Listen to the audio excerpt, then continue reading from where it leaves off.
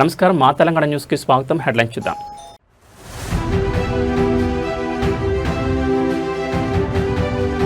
అమరావతిలో కేబినెట్ భేటీ, రాజధాని పనులు పెట్టుబడులపై సీఎం చంద్రబాబు సమీక్ష.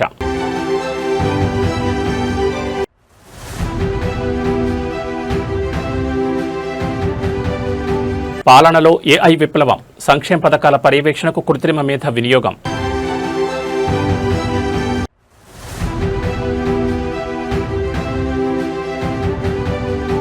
హైదరాబాద్ రోడ్ నెట్వర్క్పై సీఎం రేవంత్ కీలక నిర్ణయం, అన్ని రోడ్లు ఇక ఒకే వ్యవస్థ పరిధిలోకి.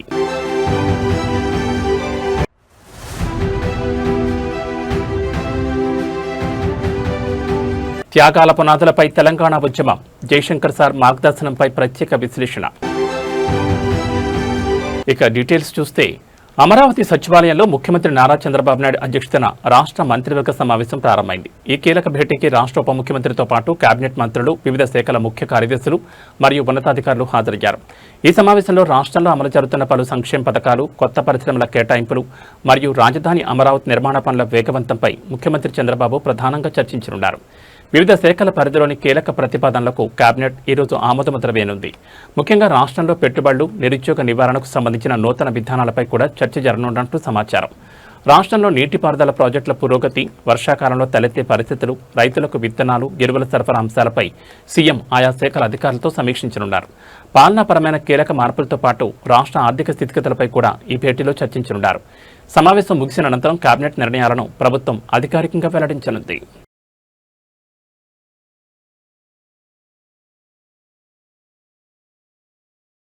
ఆర్టిఫిషియల్ ఇంటెలిజెన్స్ లేదా కృత్రిమ మేధ నేటి ఆధునిక కాలంలో మన దైనందిన పనితీరును, జీవన శైలిని మూలమలుపు తిప్పుతున్న సాంకేతిక విప్లవం. ఏఐ నిత్య జీవితంలో ఒక అసిస్టెంట్లా మారుతుందని, ఈ టెక్నాలజీని మరింత మెరుగ్గా వాడుకోవడంపై దృష్టి సారించాల్సిన సమయం ఆసన్నమైందని నిపుణులు స్పష్టం చేస్తున్నారు. ఏఐ సాంకేతికత కేవలం ఐటీ రంగానికే పరిమితం కాకుండా అన్ని రంగాల్లోనూ తన ముద్ర వేస్తోంది. సంక్లిష్టమైన పనులను వేగవంతం చేయడంతో పాటు వ్యక్తిగత, వృత్తిపరమైన బాధ్యతల్లో ఏఐ అసిస్టెంట్గా వ్యవహరిస్తోంది. ఈ రోజుల్లో ఏఐ టూల్స్ వినియోగాన్ని సమర్థవంతంగా అర్థం చేసుకోవడం ద్వారా సమాచార విశ్లేషణ, నిర్ణయాధికారం మరియు పనిలో నాణ్యత ఊహించని రీతిలో పెరుగుతున్నాయి. మరోవైపు ప్రభుత్వాలు కూడా ఏఐ టెక్నాలజీని పాలనలో వేగంగా భాగస్వామ్యం చేస్తున్నాయి. ప్రభుత్వ సంక్షేమ పథకాలు మధ్యవర్తుల ప్రమేయం లేకుండా నేరుగా అర్హులైన లబ్ధిదారులకు మాత్రమే అందేలా చూడడంలో ఏఐ కీలక పాత్ర పోషిస్తోంది. పథకాల అమలు, పర్యవేక్షణ, అనర్హుల ఏరివేత మరియు పారదర్శకత కోసం ఏఐ ఆధారిత వ్యవస్థలను ప్రభుత్వం విస్తృతంగా వినియోగిస్తోంది. సాంకేతికతను సరిగ్గా వినియోగించుకోవడం ద్వారా సమాజంలో ప్రతి ఒక్కరికి మెరుగైన సేవలు అందుతాయి.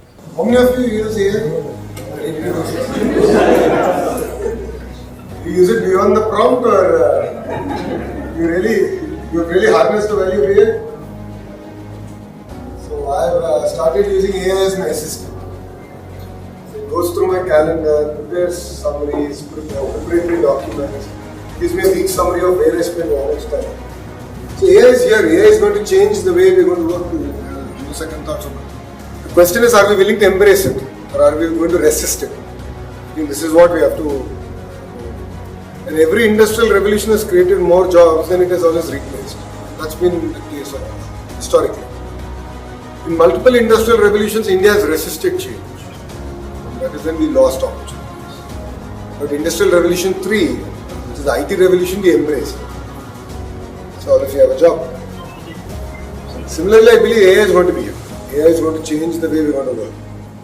Is government using AI? Absolutely. Is government using AI at 100%? Absolutely not. I believe that we're just about trying to understand how can we use AI better in governance. So the biggest thing is delivery of welfare. How can I use AI to ensure that the rightful get all the welfare schemes, not people who are already well off or who are in the upper part of the society only. How do you ensure that? How can you ensure that the government orders that we give based on the historical court legal litigation, that this order stand the test of time and legal scrutiny. So we started using AI in that sense. So the governments also have to choose. There's just so many use cases across the world and across different departments. Education itself has many use cases. I have to choose what are those 20 use cases. I'll give 80% return. And that's where I approach. Thank you. Hyderabad మహానగర భవిష్యత్ రవాణా సౌకర్యాలను మరింత మెరుగుపరిచేందుకు ముఖ్యమంత్రి రేవంత్ రెడ్డి కీలక ఆదేశాలు జారీ చేశారు. రోడ్ నెట్వర్క్ సంబంధించిన అన్ని పనులను ఒకే వ్యవస్థ పరిధిలోకి తీసుకురావాలని స్పష్టం చేశారు. ఎంసీఆర్ హెచ్ఆర్డీలోని బోధి పెబిలియన్లో హెచ్ఎండిఏ హెచ్ఆర్డీసీఎల్ అధికారులతో సీఎం సమీక్ష నిర్వహించారు. ఈ సమీక్షలో ఓఆర్ఆర్, రీజనల్ రింగ్ రోడ్, ఫ్లైఓవర్లు, అండర్ పాస్ల నిర్వహణను ఒకే గొడుక్కుంది తేవాలని ఆదేశించారు. ఓఆర్ఆర్ నిర్వహణ సరిగా లేకపోవడం, వాహనాల నిలుపుదలతో జరుగుతున్న ప్రమాదాలపై ఎప్పటికప్పుడు పర్యవేక్షణ ఉండాలన్నారు. కొంగరకలా నుంచి భారత్ ఫ్యూచర్ సిటీ వరకు చేపట్టిన రేడియల్ రోడ్ 1 పనులను డిసెంబర్ 9 నాటికి పూర్తి చేయాలని స్పష్టమైన డెడ్లైన్ విధించారు. బుద్వేల్ ట్రంపెట్ ఇంటర్చేంజ్, బంజారాహిల్స్ నుంచి శిల్పా లేఅవుట్, ఎలివేటెడ్ కారిడార్ పనులను త్వరితగతిన ప్రారంభించాలని సూచించారు.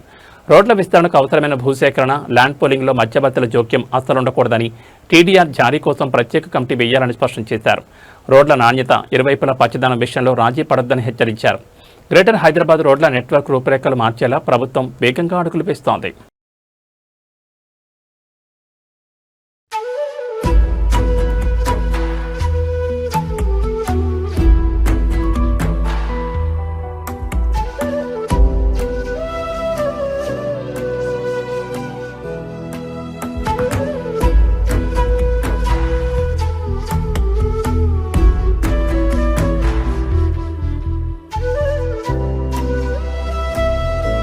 తెలంగాణ రాష్ట్ర సమితి ఆవిర్భావమే పదవీ త్యాగంతో ముడిపడింది. స్వరాష్ట్ర సాధన కోసం కేసీఆర్ 2006, ఆ తర్వాత 2008లో చేసిన ఆత్మగౌరవ రాజీనామాలు తెలంగాణ ఉద్యమ చరిత్రలో మైలురాళ్లుగా నిలిచిపోయాయి. ఆ సమయంలో ఉద్యమ సిద్ధాంతకర్త ఆచార్య జయశంకర్ సార్ చెప్పిన మార్గదర్శక సూత్రాలు నేటికి ప్రతి ఒక్కరిని ఆలోచింపజేస్తున్నాయి. 2006లో కేసీఆర్ రాజీనామా చేసి మళ్లీ 2008లో వెంటనే వరుస రాజీనామాలకు పిలుపునిచ్చిన సందర్భంలో ఆచార్య జయశంకర్ సార్తో తీవ్రమైన చర్చ జరిగింది. పదే పదే రాజీనామాలు చేయడంపై సందేహాలు వ్యక్తమైనప్పుడు ఉద్యమానికి 3 ప్రధాన పార్శ్యాలుంటాయని జయశంకర్ సార్ ఎంతో స్పష్టంగా వివరించారు. మొదటి దశ భావజాల వ్యాప్తి అయితే, రెండవ దశ ప్రజల ఆందోళన పదమని స్పష్టం చేశారు. ఈ 2 దశలు కలిసి చివరకు బలమైన రాజకీయ శక్తిగా రూపాంతరం చెందుతాయని జయశంకర్ సార్ బోధించారు.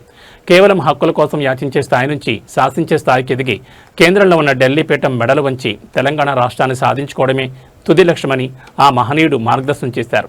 ఆ త్యాగాలే చివరికి ప్రత్యేక తెలంగాణ ఆవిర్భావానికి పునాదిగా మారాయి. త్యాగాలు, పోరాటాల పునాదులపై రూపుదిద్దుకున్న తెలంగాణ ఉద్యమ ప్రస్థానం ఎందరికో ఆదర్శంగా నిలుస్తోంది.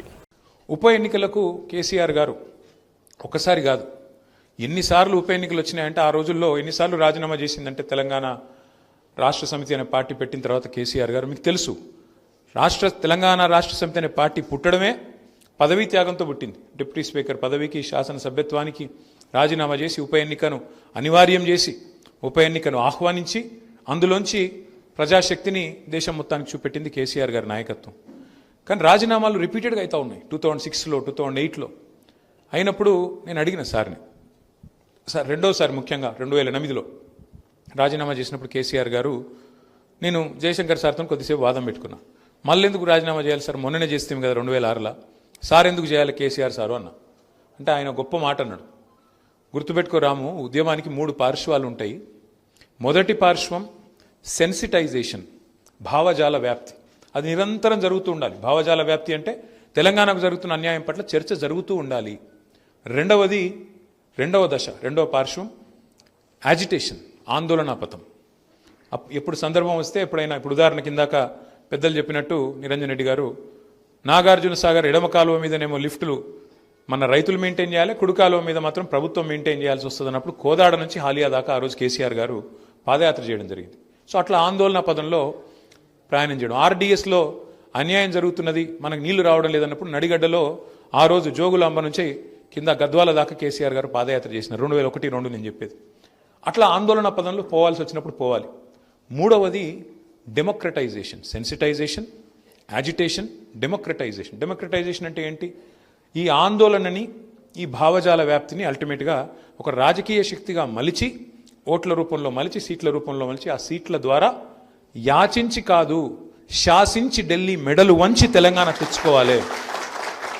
ఇది కేసీఆర్ గారికి ఆయన నూరి పోసిన ఒక ఉద్యమ పంద. విజయవాడలో తీవ్ర రాజకీయ ఉద్రిక్తత నెలకొంది. ముత్యాలపాడులో మాజీ ఎమ్మెల్యే మల్లాది విష్ణు ఆధ్వర్యంలో ఏర్పాటు చేసిన వైఎస్ఆర్సీపీ దీక్షా శిబిరంపై టీడీపీ వర్గీయులు దాడి చేశారంటూ ఆ పార్టీ నేతలు మండిపడ్డారు. ఈ దాడితో పాటు రాష్ట్ర వ్యాప్తంగా జరిగిన వరుస సంఘటనలపై ఫిర్యాదు చేసేందుకు వైఎస్ఆర్సీపీ ముఖ్య నేతలు మంగళగిరిలోని డీజీపీ కార్యాలయానికి చేరుకున్నారు. విజయవాడ ముత్యాలపాడులోని వైఎస్ఆర్సీపీ దీక్షా శిబిరంపై టీడీపీ ఎమ్మెల్యే బోండా ఉమ్మ మరియు ఆయన అనుచరులు దాడులకు పాల్పడ్డారని వైఎస్ఆర్సీపీ నేతలు ఆరోపించారు. రాష్ట్ర వ్యాప్తంగా పలుచోట్ల ప్రజాస్వామ్యయుతంగా నిర్వహిస్తున్న దీక్షా శిబిరాలను లక్ష్యంగా చేసుకుని దాడులు చేస్తున్నారని మండిపడ్డారు. ఈ ఘటనలపై తక్షణమే విచారణ జరిపి నిందితులపై చర్యలు తీసుకోవాలని వారు డిమాండ్ చేశారు. వైఎస్ఆర్సీపీ అధినేత మాజీ సీఎం వైఎస్ జగన్మోహన్ రెడ్డి పర్యటనలోనూ తీవ్ర భద్రతా లోపాలు తలెత్తున్నాయని నేతలు ఫిర్యాదులో పేర్కొన్నారు. డీజీపీ కార్యాలయానికి వెళ్లిన సమయానికి డీజీపీ అందుబాటులో లేకపోవడంతో సీనియర్ పోలీసు ఉన్నతాధికారికి వైఎస్ఆర్సీపీ నేతల బృందం ఫిర్యాదు పత్రాన్ని అందజేసింది. వైఎస్ఆర్సీపీ నేతల ఫిర్యాదుపై పోలీసు యంత్రాంగం ఎలాంటి చర్యలు తీసుకుంటుందో వేచి చూడాలి.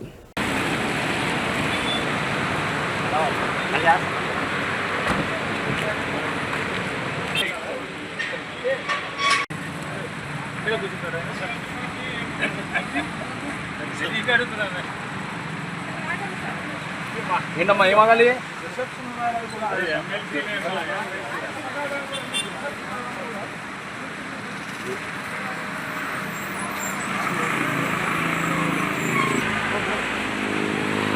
సిద్దిపేట జిల్లాలో మాజీ మంత్రి స్థానిక ఎమ్మెల్యే తన్నీర్ హరీష్ రావు ఆకస్మిక పర్యటన తీవ్ర కలకలం రేపింది. సిద్దిపేట రూరల్ మండలం రాఘవాపూర్లోని విద్యుత్ సబ్స్టేషన్ను ఆయన ఒక్కసారిగా తనిఖీ చేశారు. హరీష్ రావు ఆకస్మికంగా రావడంతో సబ్స్టేషన్లోని సిబ్బంది అధికారులు ఒక్కసారిగా ఆశ్చర్యానికి గురయ్యారు. సబ్స్టేషన్ చేరుకున్న హరీష్ రావు నేరుగా కార్యాలయంలోకి వెళ్లి సబ్స్టేషన్ లాగ్ బుక్ను సుదీర్ఘంగా పరిశీలించారు. ఏ సమయాల్లో విద్యుత్ కోతలు విధించారు, వ్యవసాయానికి మరియు గృహ అవసరాలకు రోజుకి ఎన్ని గంటల పాటు కరెంటు ఇస్తున్నారు, ఏ ఫీడర్లలో ట్రిప్పింగ్లు ఎక్కువగా జరుగుతున్నాయన్న అంశాలపై అధికారులను వివరాలు అడిగి తెలుసుకున్నారు. రైతులకు ప్రజలకు విద్యుత్ సరఫరాలో ఎలాంటి ఇబ్బందులు రాకుండా పక్కాగా వ్యవహరించారని అధికారులను ఆదేశించారు. క్షేత్రస్థాయిలో విద్యుత్ సమస్యల వల్ల పంటలు ఎండిపోకుండా నిరంతర పర్యవేక్షణ ఉండాలని, లోడ్ షెడ్డింగ్ షాక్తో కరెంటు నిలిపివేయొద్దని సూచించారు. హరీష్ రావు ఆకస్మిక తనిఖీతో స్థానిక విద్యుత్ యంత్రాంగం అప్రమత్తమైంది.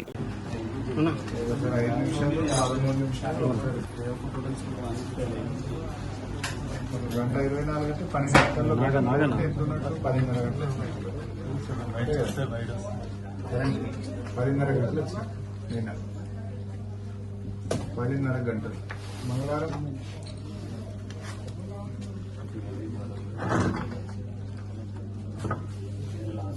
ఇంటరప్షన్స్ ఎంత ఉన్నాయి ఇక చూడు. ఇక్కడ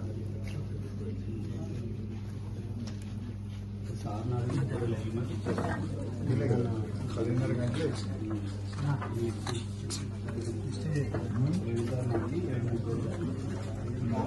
ఎంతసేపు పోయింది?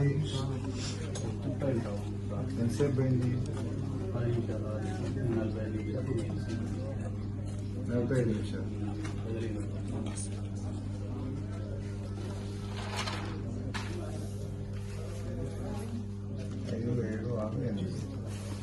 ఎంతసేపు అయింది? 9.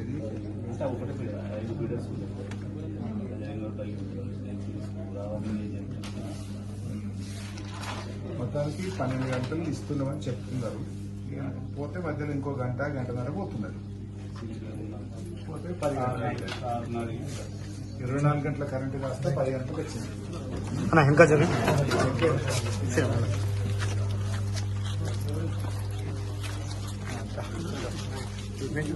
ఈరోజు రాఘవాపూర్ గ్రామ సబ్స్టేషన్ లో సర్ప్రైజ్ విజిట్ చేయడం జరిగింది. ముఖ్యంగా రాఘవాపూర్ గ్రామ రైతులు మాకు నాణ్యమైన కరెంట్ రావడం లేదని, గతంలో 20 నుంచి 24 గంటల కరెంట్ వచ్చేది, కాంగ్రెస్ ప్రభుత్వం వచ్చిన తర్వాత కేవలం 10-12 గంటల కరెంటు మాత్రమే రావడం జరుగుతూ ఉంది. ఇంటరప్షన్స్ ఎక్కువగా ఉన్నాయి, రైతులకు కరెంటు సరిపోవడం లేదని చెప్పి గ్రామ రైతులు అందరూ కూడా చెప్పడం జరుగుతూ ఉంది.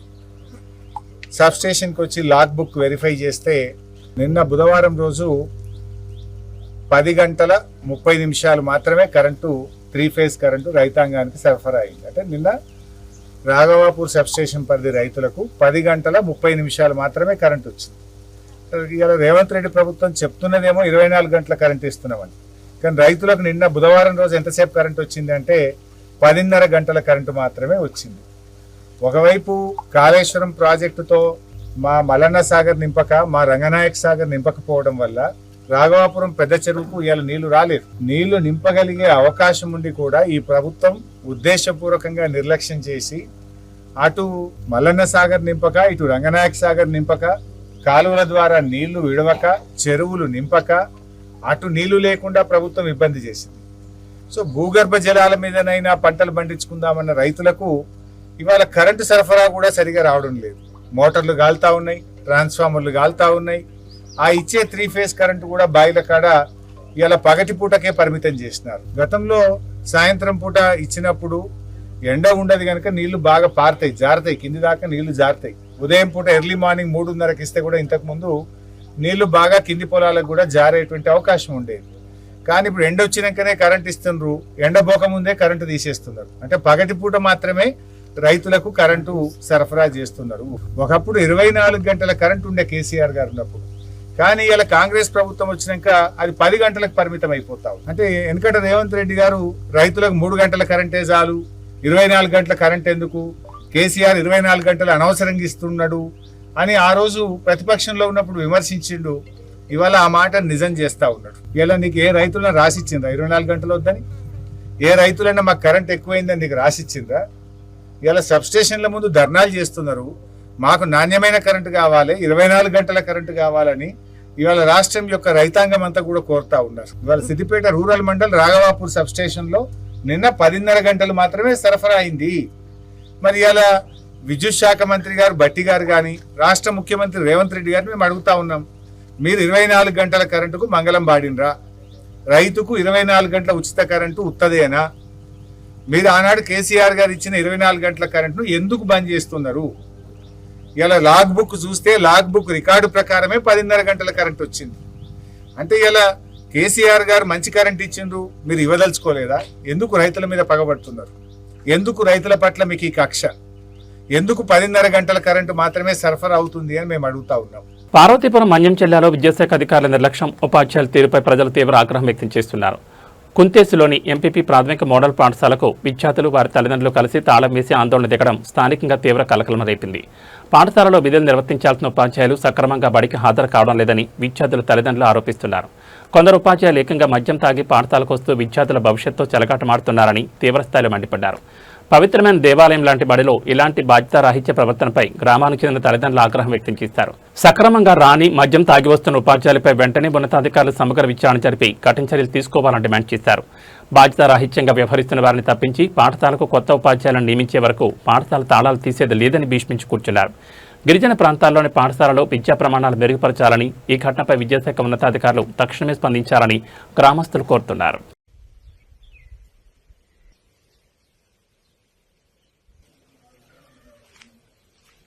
ఇది పరిష్కారం చేసి రేపటి నుంచి ఈ టీచర్ని మార్చి కొత్తగా మన టీచర్ని ఇక్కడ నియమించాలనేది నేను కోరుకుంటున్నాను.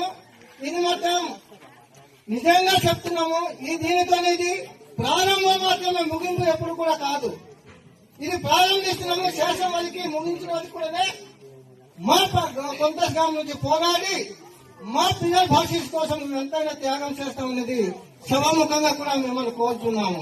ఎందుకంటే మీకు తెలుసు ఈ పరిస్థితి ఏజెన్సీ ప్రాంతంలో ఇంత పట్టుదల మీద ఇంత బాధ మీద కూర్చున్నారంటే అది వచ్చిన పెద్దలు తెలుసుకోవాలి. ఎందుకంటే ఎప్పుడు కూడా ఈ విధంగా ఈ పరిస్థితి మాకు రాలేదు, ఇన్ని బాధ రాలేదు. కానీ మాకొద్దు మాకొద్దు మాకొద్దు మాకొద్దు మాకొద్దు మాకొద్దు తొలగించాలి తొలగించాలి తొలగించాలి తొలగించాలి తొలగించాలి తొలగించాలి తొలగించాలి తొలగించాలి తొలగించాలి తొలగించాలి మాకొద్దు మాకొద్దు మాకొద్దు మాకొద్దు చెయ్యాలి చెయ్యాలి. మహబూబాబాద్ జిల్లా కేంద్రంలోని ప్రభుత్వ ఆసుపత్రిలో సిబ్బంది తీవ్ర నిర్లక్ష్యం వెలుగుచూసింది. అనారోగ్యంతో చికిత్స కోసం వచ్చిన 4 ఏళ్ల చిన్నారికి ఏకంగా గడువు ముగిసిన మందులను పంపిణీ చేశారు. ఇంటికి వెళ్లాక దీన్ని గమనించిన బాధితుడి తండ్రి ఆసుపత్రికి చేరుకుని ఎక్స్పైర్డ్ మందులిచ్చి పిల్లాన్ని చంపేస్తారా అని సిబ్బందిని తీవ్రస్థాయిలో నిలదీశారు. మహబూబాబాద్లోని ఇందిరానగర్ కాలనీకి చెందిన మురళి తన 4 ఏళ్ల కుమారుడు ఎనోస్ రాజ్కు వాంతులు విరేచనాలు కావడంతో చికిత్స నిమిత్తం ప్రభుత్వ ఆసుపత్రికి తీసుకొచ్చారు. ఓపీలో పరీక్షించిన వైద్యులు 2 రకాల సిరప్లు రాసిచ్చారు. అందులో ఒక సిరప్ ఆసుపత్రి ఫార్మసీలోని ఇవ్వగా మరొకటి బయట కొనుక్కోవాలని సిబ్బంది చెప్పారు. అయితే ఆసుపత్రిలో ఇచ్చిన సిరప్ను ఇంటికి వెళ్ళి వేసేందుకు చూడగా జూన్ 2026 నాటికి ఆ మందు కాలం చెల్లినట్లు గమనించారు. వెంటనే ఆసుపత్రికి చేరుకున్న తండ్రి మురళి కాలం చెల్లిన మందులు ఎలా ఇస్తారని సిబ్బందిపై తీవ్ర ఆగ్రహం వ్యక్తం చేశారు. దీంతో సిబ్బందికి తండ్రికి మధ్య తీవ్ర వాగ్వాదం చోటు చేసుకుంది. అమాయకుల ప్రాణాలతో ఆడుకుంటున్న వైద్య ఆరోగ్య శాఖ అధికారుల నిర్లక్ష్యంపై బాధితులు మండిపడ్డారు. మందుల పంపిణీలో నిర్లక్ష్యం వహించిన వారిపై కఠిన చర్యలు తీసుకోవాలని డిమాండ్ చేశారు. ఈ ఘటనపై ఉన్నతాధికారులు విచారణ జరిపి బాధ్యులపై చర్యలు తీసుకోవాలని స్థానికులు కోరుతున్నారు.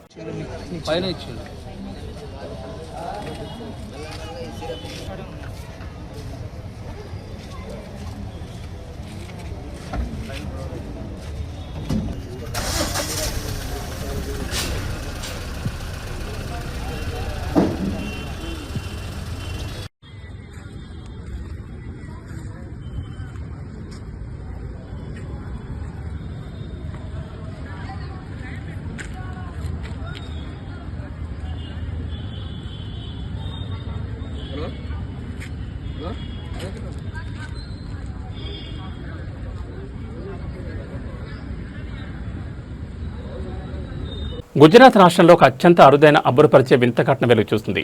మోర్బీ జిల్లాలోని వీర్పర్దా గ్రామంలో ఓ రైతుకు చెందిన బావిలో నీరు సముద్రపు అలల మాదిరిగా ఊగుతుండడం స్థానికులను తీవ్ర ఆశ్చర్యానికి గురిచేస్తోంది. ఈ దృశ్యాలు ప్రస్తుతం సోషల్ మీడియాలో విపరీతంగా వైరల్ అవుతున్నాయి. 3 నెలల క్రితం తవ్విన ఈ బావి ఈ ఏడాది కురిసిన సమృద్ధి వర్షాలకు పూర్తిగా నీటితో నిండింది. అయితే గత ఆదివారం నుంచి బావిలో నీరు ఒక్కసారిగా మతకబారుతూ అలల మాదిరిగా పైకి కిందకు బోగడం ప్రారంభమైంది. బావిలో నీరు నిరంతరం ఇలా అలల్లా కదలడం చూసి గ్రామస్తులు, చుట్టుపక్కల ప్రజలు ఈ వింతను చూసేందుకు పెద్ద ఎత్తున తరలివస్తున్నారు. ఈ ప్రాంతంలో ఎలాంటి భూకంపాలు లేదా భూగర్భ ప్రకంపనలు నమోదు కాలేదని జిల్లా జియాలజిస్టులు స్పష్టం చేశారు. భూగర్భ శిలల మధ్య చిక్కుకున్న వాయువుపై వర్షపు నీటి ఒత్తిడి పెరగడం వల్లే నీటిలో ఈ తరహా కదలికలు ఏర్పడి ఉండొచ్చని ప్రాథమికంగా అంచనా వేస్తున్నారు. అసలు కారణాన్ని క్షుణ్ణంగా గుర్తించేందుకు భూగర్భ జల పరిశోధన సంస్థ నిపుణులతో ప్రత్యేక సాంకేతిక విచారణకు అధికారులు ఆదేశించారు. సైంటిఫిక్ రీసెర్చ్ టీం పరిశోధన తర్వాతే ఈ వింత ఘటనకు సంబంధించిన పూర్తి కారణాలు వెలుగులోకి రానున్నాయి.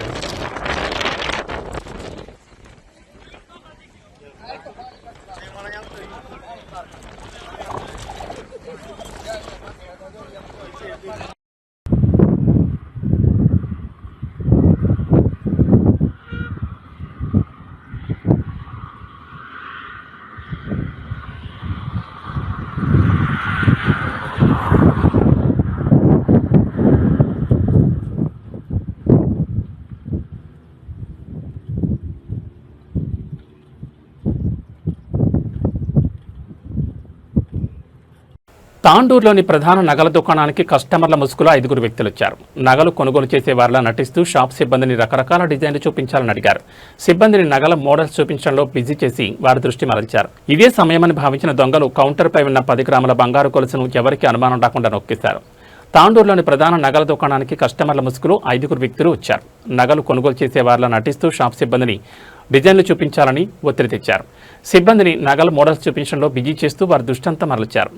ఇక కౌంటర్పై ఉన్న 10 గ్రాముల బంగారు గొలుసును ఎవరికి అనుమానకుండా నొక్కేశారు. నగలు సర్దుకుంటున్న సమయంలో బంగారు గొలుసు కనిపించకపోవడంతో అనుమానం వచ్చిన షాప్ నిర్వాహకులు వెంటనే సీసీటీవీ ఫుటేజ్ను పరిశీలించారు. అందులో కస్టమర్లుగా వచ్చిన 5గురిలో ఒకరు గొలుసును దొంగిలించిన దృశ్యాలు స్పష్టంగా రికార్డయ్యాయి. ప్రస్తుతం ఈ సీసీటీవీ వీడియో సోషల్ మీడియాలో తీవ్రంగా వైరల్ అవుతోంది. బాధితుల ఫిర్యాదుతో రంగంలో దిగిన పోలీసులు కేసు నమోదు చేసి దర్యాప్తు చేస్తున్నారు. పండగల వేళ వ్యాపారులు, నగల షాపుల యజమానులు అపరిచిత వ్యక్తుల పట్ల అప్రమత్తంగా ఉండాలని పోలీసులు సూచిస్తున్నారు.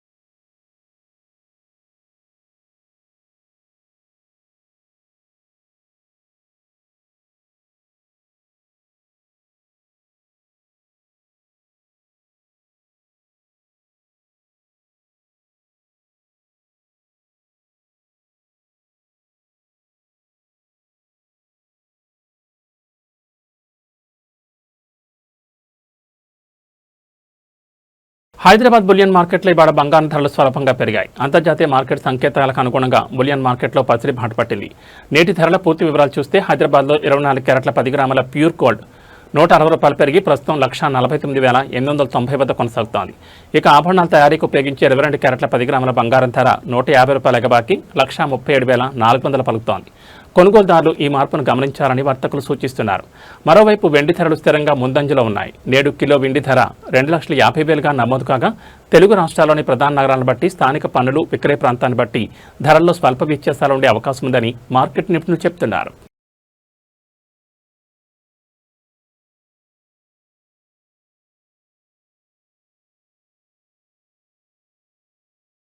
తెలంగాణ ప్రజలకు వాతావరణ శాఖ బిగ్ అలర్ట్ జారీ చేసింది. రాష్ట్రంలోని పలు జిల్లాల్లో రానున్న 1-2 గంటల్లో మోస్తరు నుంచి భారీ వర్షాలు కురిసే అవకాశం ఉందని హైదరాబాద్ వాతావరణ కేంద్రం వెల్లడించింది. ముఖ్యంగా ఉత్తర మధ్య తెలంగాణ జిల్లాలో వర్షాల తీవ్రత ఎక్కువగా ఉండే అవకాశం ఉంది. ఐఎండీ సమాచారం ప్రకారం రానున్న 1-2 గంటల్లో హనుమకొండ, జనగామ, మహబూబాబాద్, సిద్దిపేట, సూర్యాపేట, వరంగల్ జిల్లాలో ఓ మోస్తరు వర్షాలు కురిసే అవకాశం ఉంది. ఈ జిల్లాలోని లోతట్టు ప్రాంత ప్రజలు, ప్రయాణికులు అప్రమత్తంగా ఉండాలని అధికారులు సూచిస్తున్నారు. ఇక ఇవాళ సాయంత్రం, రాత్రి వేళలో ఆదిలాబాద్, ఆసిఫాబాద్, నిర్మల్, నిజామాబాద్, మంచిర్యాల, పెద్దపల్లి, కరీంనగర్, సంగారెడ్డి, మెదక్ జిల్లాల్లో ఉరుములు, మెరుపులతో కూడిన భారీ వర్షాలు పడే అవకాశం ఉందని వాతావరణ శాఖ నిపుణులు అంచనా వేశారు. రాష్ట్రంలోని ఇతర జిల్లాల్లోనూ తేలికపాటి నుంచి ఓ మోస్తరు వర్షాలు కురిసే అవకాశం ఉంది. భారీ వర్ష సూచన ఉన్న నేపథ్యంలో అత్యవసరమైతే తప్ప బయటకు రావద్దని అధికారులు విజ్ఞప్తి చేస్తున్నారు.